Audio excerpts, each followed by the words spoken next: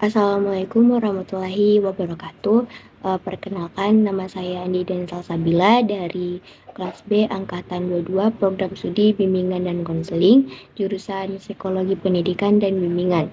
Pada video ini saya bertujuan untuk memenuhi tugas UTS mata kuliah BK Pendekatan Agama, yaitu menyotor hafalan ayat-ayat Al-Quran yang berkaitan dengan salah satu materi BK Pendekatan Agama, yaitu saya mengambil perkembangan jiwa keagamaan remaja, psikoterapi Islam dalam mengatasi problematika remaja. Bismillahirrahmanirrahim. Innallaha la yughayyiru ma biqaumin hatta yughayyiru ma bi anfusihim wa idza aradallahu biqaumin su'an fala maradallahu wa ma lahum min dunihi min. Yang artinya sesungguhnya Allah tidak mengubah keadaan suatu kaum sehingga mereka mengubah keadaan yang ada pada diri mereka sendiri. Dan apabila Allah menghendaki keburukan terhadap suatu kaum, maka tak ada yang dapat menolaknya, dan sekali-kali tak ada pelindung bagi mereka selain Dia. Quran Surat Al-Ra'd ayat 11.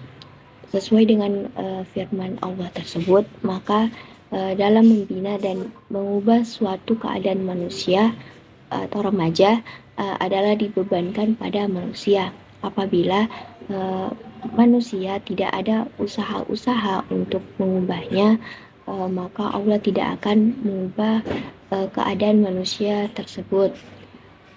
Begitu pula keadaan remaja sekarang, terutama remaja yang tidak sehat mentalnya, remaja yang sakit jiwanya karena goncangan-goncangan dan emosi-emosi yang labil merupakan tanggung jawab dan amanah bagi kita semua untuk membina dan membimbing remaja tersebut ke keadaan atau ke jalan yang lebih baik.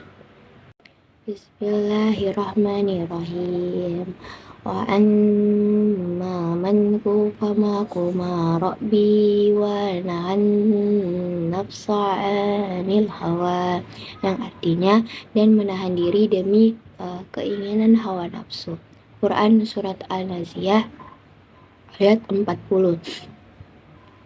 Jadi hikmah dari puasa itu antara lain, yang pertama menjernihkan kalbu dan mempertajam pandangan sehingga memiliki kecerdasan intelektual yang tinggi, kemudian melembutkan kalbu sehingga mampu merasakan kenikmatan batin, kemudian menjauhkan perilaku hina dan sombong, kemudian mengingatkan jiwa akan cobaan dan azab dari Allah, kemudian memperlama syahwat dan menahan nafsu amarah yang buruk, kemudian mempermudah seseorang untuk selalu tekun beribadah, kemudian yang terakhir menyehatkan badan dan jiwa serta menolak penyakit-penyakit.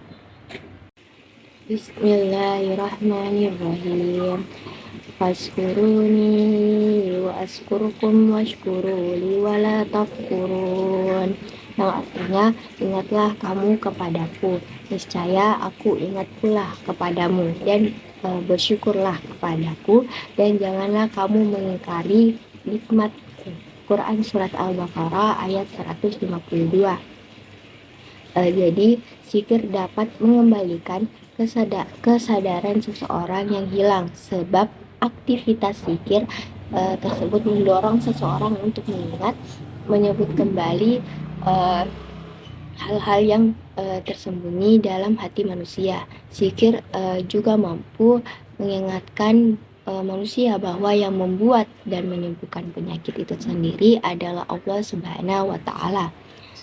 Melakukan zikir sama nilainya dengan terapi relaksasi, yaitu suatu bentuk terapi dengan menekankan upaya mengantarkan pasien atau klien bagaimana cara ia harus beristirahat dan bersantai-santai melalui pengurangan ketegangan dan tekanan-tekanan dari psikologisnya. Jadi seperti yang saya sebutkan tadi dari ketiga ayat tersebut, yaitu membaca Al-Quran, melaksanakan puasa, dan berzikir merupakan bagian dari psikoterapi Islam. Dalam Islam, psikoterapi disebut dengan syifa atau obat yang dapat menyembuhkan semua aspek penyakit jiwa dan hati manusia, baik yang bersifat duniawi, ukhrawi, maupun penyakit manusia yang modern. Pembinaan dan bimbingan keagamaan pada remaja yang optimal dari semua pihak niscaya dapat menghantarkan seseorang atau remaja pada pribadi yang lebih sempurna. Tanpa pembinaan yang optimal atau kecenderungan untuk berbuat atau berperilaku menyimpang dari fitrahnya akan semakin terbuka.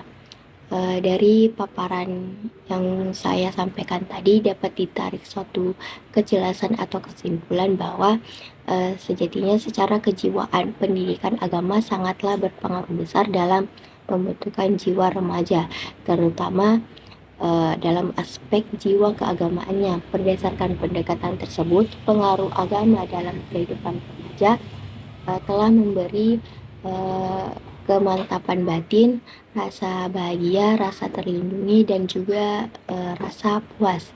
Perasaan-perasaan positif tersebut yang lebih lanjut akan menjadi pendorong manusia atau remaja dalam bersikap dan berperilaku sesuai dengan akhlakul karimah.